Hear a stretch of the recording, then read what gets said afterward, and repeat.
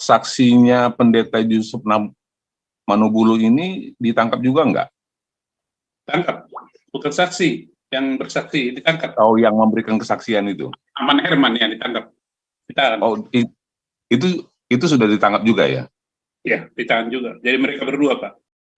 Belum lagi kalau Polsang ada di Indonesia, udah pastilah, sudah hilang mungkin.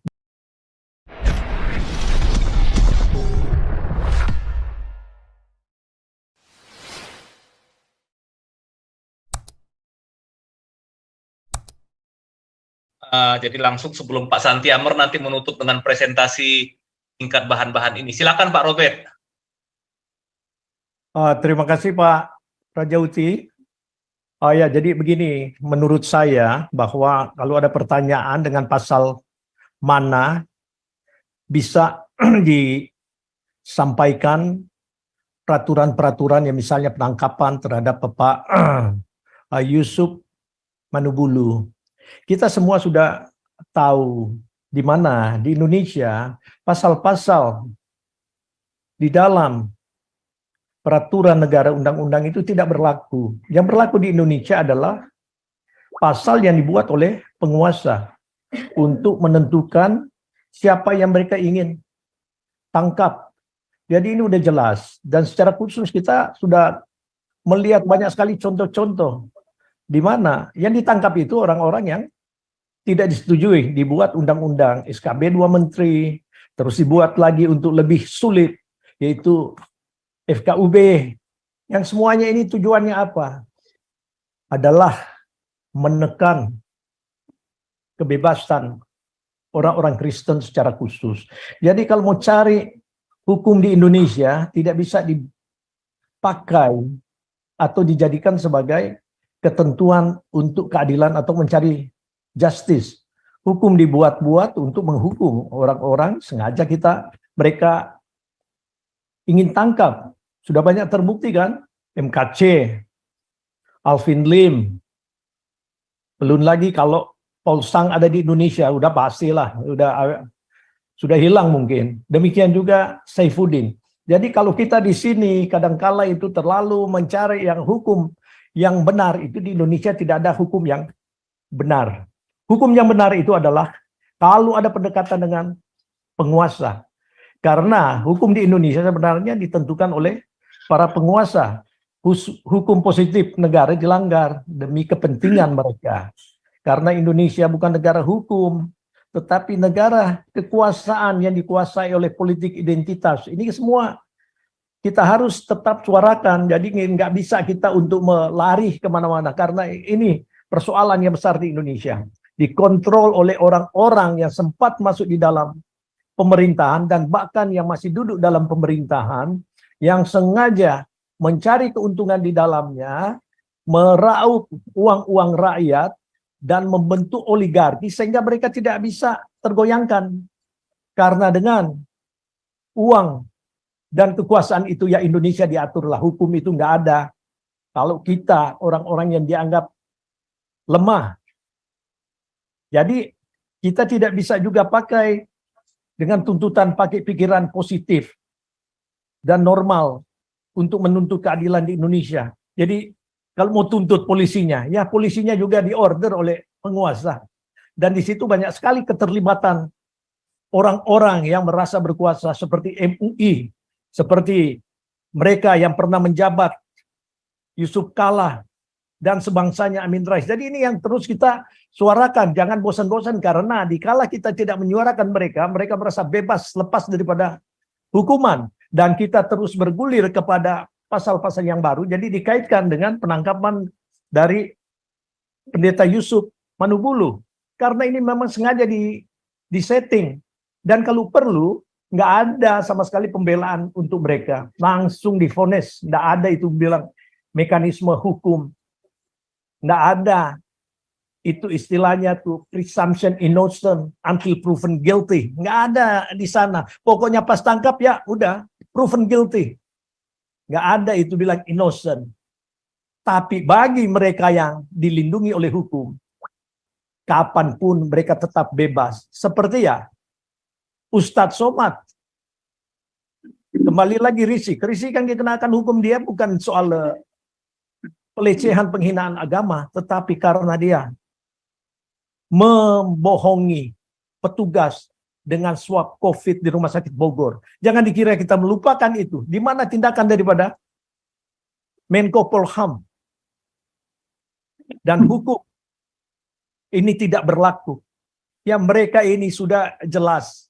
Kalau mengeluarkan uang begitu banyak, tidak mereka pikirkan. Yang penting orang yang mereka setting harus ditangkap dan tidak ada pra-peradilan di Indonesia. Jadi kita yang jelas dah. Ini terbukti. Bahkan bisa dibayangkan mereka mengirim untuk ingin menangkap Saifuddin Ibrahim yang sudah berada di Amerika dengan mengirim 3 pangkat tinggi dari militer, 2 bintang, 1 bintang, dan 1 ya setingkat kolonel. Berapa banyak biaya? Mungkin mereka pakai private plane untuk itu. Tapi mereka tidak peduli. Yang penting bisa tangkap.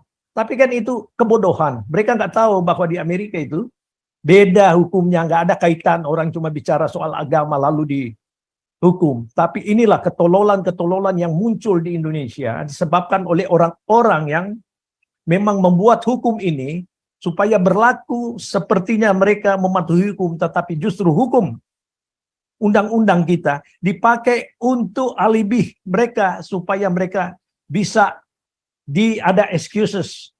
Misalnya hukum pembukaan di dalam Undang-Undang Dasar 45 di mana penolakan terhadap mereka yang menindas dan penjajahan. Di mana ini berlaku? Berlaku cuma khusus untuk menolak Israel. Padahal balok di pelupuk mata Indonesia, penindasan terhadap anak bangsa secara khusus orang-orang Kristen. Gereja aja tidak boleh, tutup, izin dipersulit. Bupati Purwakarta menganjurkan, masuklah di gereja yang sudah ada. Ini kan gila.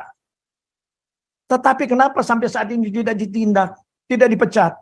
Karena inilah pengaruh daripada penguasa. Jadi kalau bilang hukum di Indonesia ini ya bisa kita tuntut, ya maaf saja ya, bukan saya discourage-nya ini.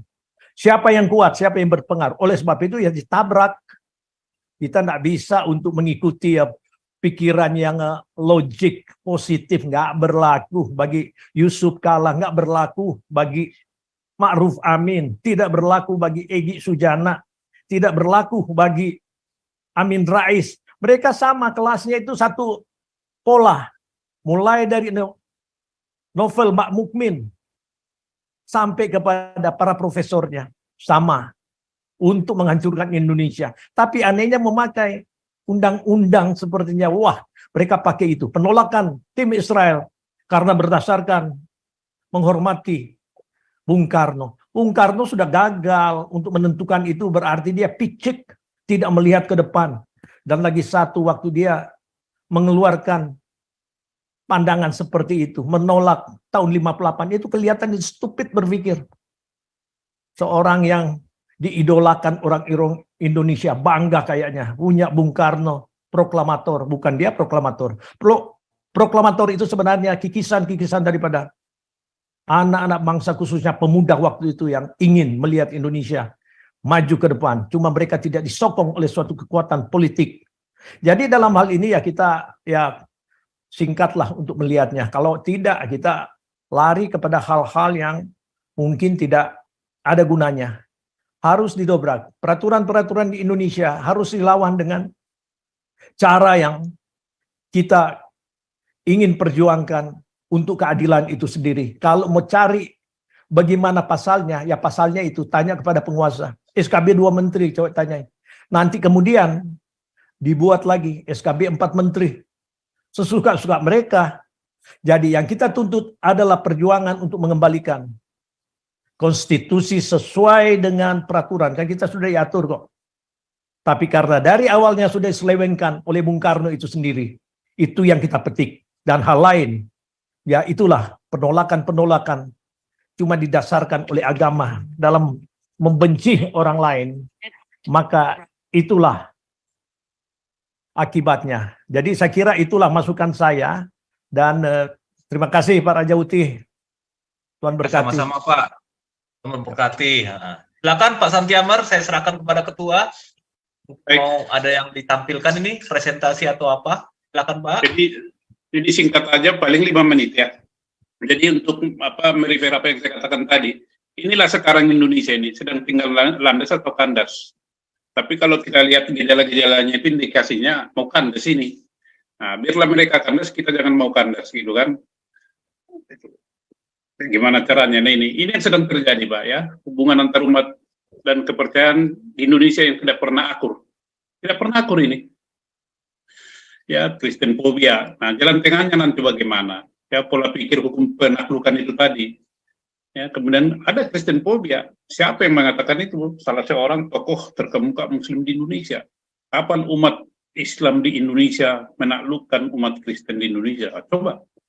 Jadi, kalau udah begitu apa jalan tengahnya? Masih bisa kan dipertahankan negara Pancasila? Kalau enggak, ya ini ya, radikal aja bangsa-bangsa yang senasib memerdekakan diri. Jadi itu aja. Nah, kalau penaklukan itu ini, Pak, ini adalah beberapa contoh ya. Ini pola hukum penaklukan yang sedang berlangsung di Indonesia. Ya, berlangsung di Indonesia. Ini hukum penaklukan ini adalah ketika negara Islam menaklukkan negara-negara Kristen yang kuat. Seperti Mesir, Syria, dan Turki. Tidak diwajibkan warga negaranya menjadi Islam, tetapi menjadi warga kelas 2, dilindungi iya. Tetapi apa yang diberlakukan diskriminatif sekali. Ya, tidak dilindungi, tetapi warga kelas 2 tidak mempunyai hak ikut dalam pertahanan negara, tidak boleh menjadi presiden. Nah, di Indonesia kan sama itu, hanya boleh berpakaian tertentu. Ini mulai kan, yang itu pakaian-pakaian itu, pembatasan dalam profesi. Ya, kita lihat. Pindah agama, Kristen, Islam, hal biasa. Kalau Kristen menjadi Islam, biasa itu. Makanya ada Moab Center itu, si Hani Kristen itu. Tapi coba kalau Islam menjadi Kristen, nah itu persekusi tadi. Untuk para apologet itu ya. Wanita Kristen boleh kawin dengan pria Islam. Oh biasa itu, malah bagus. Sebaliknya nggak boleh. Dan lain-lain ya. Pembubaran ibadah secara paksa, penutupan gereja, dan lain sebagainya. Kalau ada misalnya perkara hukum, cepat diproses. Tapi kalau mereka lama diproses, itulah yang sedang berlaku di Indonesia, hukum penaklukan. Apakah ini harus kita biarkan? Kalau saya sih enggak, ya harus kita lawan. Caranya gimana? Nanti tentu pasti ada jalan lah. Ya. Nah ini, Kristen fobia itu. Ini kan stigma mayoritas, selalu mayoritas. Karena mereka, mayoritas itu adalah hukum penaklukan itu. Ini akibat daripada sistem pemilihan di Indonesia, khususnya kepala daerah. Kalau presiden boleh lah, kepala daerah kan semua one man one vote. Jadi orang berebut suara, ya berebut suara, dan dengan segala cara bagaimana supaya secara administrasi mereka adalah mayoritas, walaupun kenyataannya tidak begitu. Maka dipersulitlah masalah KTP lah, inilah apa segala macam itu. Jadi runyam di situ. Kenapa? Ini, ya ini kapan umat Islam di Indonesia menaklukkan umat Kristen di Indonesia? Ini kata salah seorang tokoh terkemuka Muslim di Indonesia loh Pak. Bukan omongan saya ini. Ada literaturnya ini. Dan ini sejarah yang sah. Sah itu. Tokoh seorang mantan jenderal yang mengutip kata-kata ini. Dan dia mengeluhkan itu. Nah, jadi bagaimana ini jalan keluarnya? Kalau saya jalan radikal, ya merdeka gitu ya. Jadi itu teman-teman situasi daripada negara Republik Indonesia. Jadi jangan heran. Jangan heran akan begitu terus. Para YouTuber juga akan begitu terus, tapi jangan mundur karena Anda adalah membawa berita baik. Jalankan terus, siap tempur. Kita akan dukung dari Galarua dengan berbagai cara yang konstitusional. Itu aja teman dari saya, Raja Uti, untuk teman-teman kita semua. Ya, selamat malam dan selamat pagi Indonesia. 2 menit boleh komentar. Kelihatannya ada yang terakhir baru masuk ini, atau mungkin ini ya, baru raise hand. Ini Kak Lisoy. Lisoy raise hand. Silakan Kak Lisoy. Langsung. Ya, selalu mohon maaf Pak Raja Uti. Ini karena yang punya pun tertidur, saya agak nyerobot sedikit, boleh ya? Boleh. Silakan. Jadi begini, yang saya kurang begitu tahu tentang perkembangannya, saksinya Pendeta Yusuf Manobulu ini ditangkap juga enggak?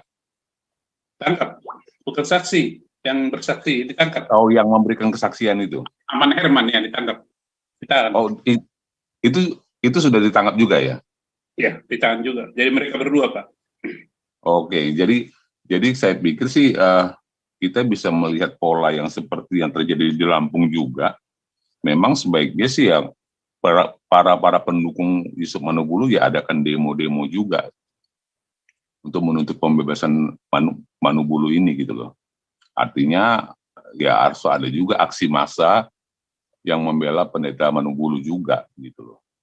Nah, itu bagaimana cara mekanismenya ya nanti ya semua orang-orang yang merasa peduli dengan Manugulu ya silakan mengambil aksi orasi di mana di depan Polda, ya itu terserah ya. Tapi artinya kan kita kan sudah diberikan contoh gitu bahwasannya aksi orasi itu pun diperbolehkan seperti di Lampung yang menuntut pembebasan Wawan. Kenapa tidak juga orang-orang yang merasa fans dengan Manugulu juga melakukan aksi dan orasi yang sama, kan begitu tentunya. Nah, yang kedua, yang masalah pilkada tadi, saya setuju dengan Pak Santi Amr tadi. Memang one man one vote ini memang sebenarnya tidak efektif ya, karena ini kan masalah kualitas suara, bukan kuantitas suara lagi sebenarnya. Karena memang pernah ada wacana memang seperti itu kan, bahwasannya pemilih-pemilih yang berhak memilih itu sebenarnya orang-orang yang memberikan kontribusi pada negara ini. Salah satu indikatornya ya adalah dengan adanya seorang pemilih itu ya wajib mempunyai nomor pokok wajib pajak. Artinya dia memberikan bukti dia sudah memberikan kontribusi kepada negara ini dan dia berhak untuk bersuara dan memilih siapa pemimpinnya. Jadi alangkah lucunya nanti seorang yang tidak pembayar pajak, seorang yang tidak memberikan kontribusi negara punya hak suara yang sama dengan seorang yang sudah memberikan kontribusi kepada negara ini atau sebagai pembayar pajak tetap. Jadi lucu Pak, jadi satu suara orang yang tidak memberikan kontribusi apapun menjadi sama dengan satu orang yang sudah banyak memberikan kontribusi sama negara, yaitu dalam bentuk pajak indikatornya. Dan kemudian juga kepada orang-orang yang di luar non-Islam ya, saya pikir kita nggak boleh berkecil hati, karena semua pendataan itu kan semua hanya melalui BPJS ya. BPS ya. Artinya kita tahu sendiri banyak pergerakan yang sudah muncul para murtad ini sebenarnya banyak mengalami kesulitan mengganti identitas mereka di lembaga-lembaga negara ya. Artinya banyak kesaksian teman-teman yang memang sudah murtad ini merubah KTP saja pun bisa bertahun-tahun. Bahkan hampir banyak yang sudah menyerah, nggak pernah lagi merubah identitas yang lama. Jadi kalau standarisasi jumlah orang berdasarkan BPS itu, saya pikir itu sudah tidak valid lagi. Dan kita harus maju terus, menyuarakan terus ketidakadilan ini. Dan kita harus berjuang untuk mendapatkan hak-hak kita. Karena bagaimanapun kita, walaupun dikatakan dalam tanda kutip minoritas, kita memberikan kontribusi yang mayoritas pada negara ini. Jadi kita harus tetap berjuang untuk mendapatkan hak-hak kita agar semua warga Indonesia itu sama di mata hukum. Begitu, Pak. Terima kasih.